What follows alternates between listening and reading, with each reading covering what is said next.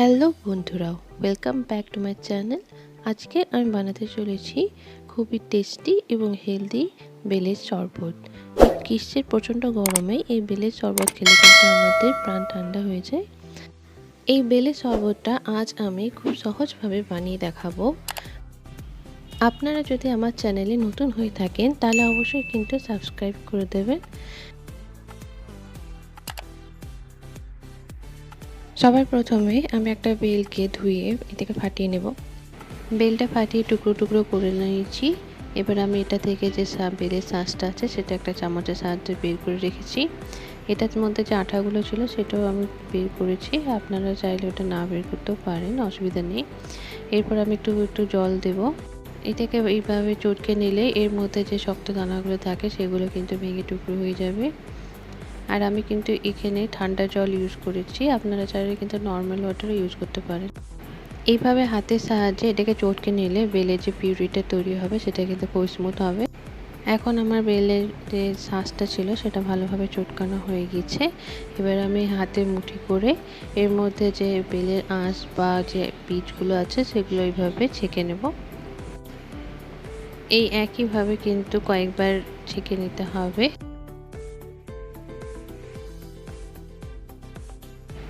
এইভাবে কয়েকবার মুঠি করে ছেঁকে নিলে এর মধ্যে আর কোনো দানা বা এমনিতে এর মধ্যে কোনো বীজ বা কোনো আঁশ থাকবে না এবং পিউরিটা পুরোপুরি স্মুথ হয়ে যাবে।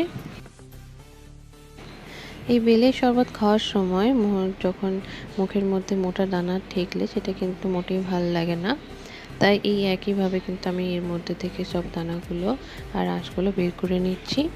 আপনারাও ঠিক একই প্রসেসটা কিন্তু অবলম্বন করবেন, তাহলে আপনাদের বেলের শরবতটা পারফেক্ট হবে।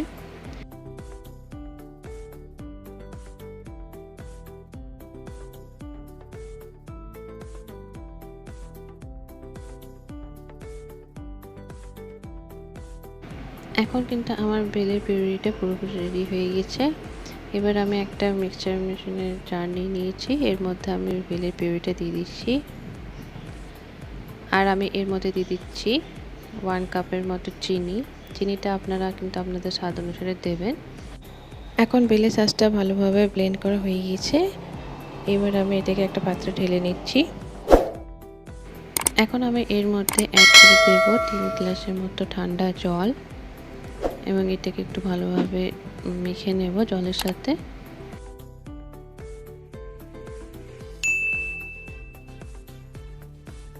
আমি এটাকে একটা ছাঁকনির সাহায্যে এইভাবে ছেঁকে নিচ্ছি। এইভাবে ছেঁকে নিলে কিন্তু আমাদের যে বেলের শরবতটা হয়েছে সেটা কিন্তু একদম পুরোপুরি স্মুথ হবে এবং এটা খাওয়ার সময় কিন্তু মুখের মধ্যে কোনো দানা আর ঠেকবে না, তখন কিন্তু খেতে বেশি ভালো লাগবে।